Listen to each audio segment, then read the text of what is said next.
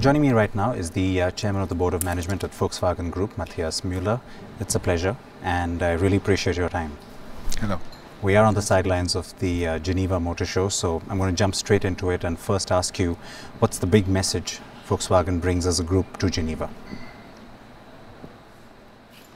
Volkswagen is working for the future of mobility. We want to be the leading company offering alternative mobility.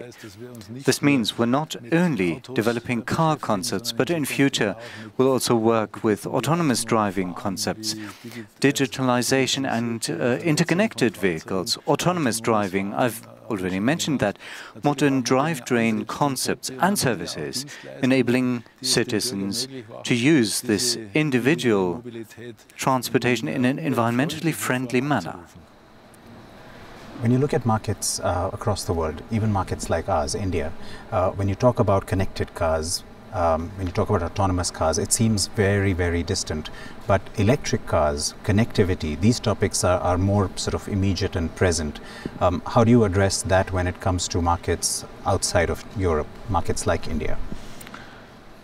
You know that we feel the Indian market is of paramount importance. We are investing together with Skoda to have cars that customers can really use and feel they're very useful. And cities like Mumbai that have choked traffic should be one of the markets which such mobility concepts can be tested as prototypes.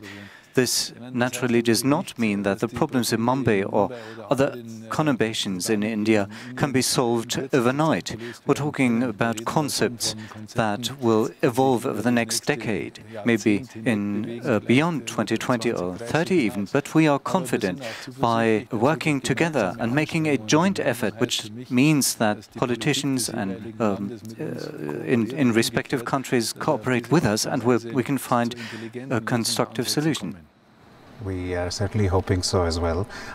As you invest big in electric mobility, and not just yourself, but we're seeing most of the industry doing the same, what are your thoughts on investing also on this other side on diesel? Do you consider that to still be a priority of any sort, especially again for certain markets?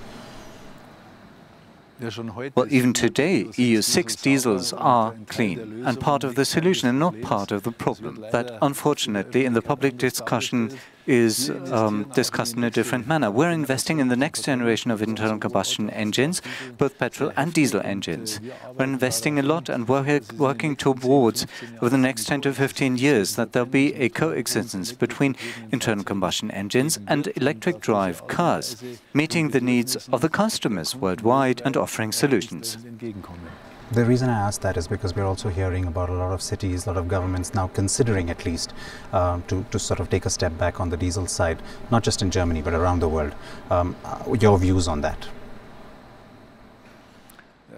Well, I don't feel driving bans are the right solution. It's a step back. It's taking the decision away from citizens who are supposed to decide how to get from A to B. I believe there must be more intelligent solutions if everyone involved in this turnaround in transportations get together, all the stakeholders, to develop solutions together, not just for Germany, as you say rightly, but for the whole world. One last question.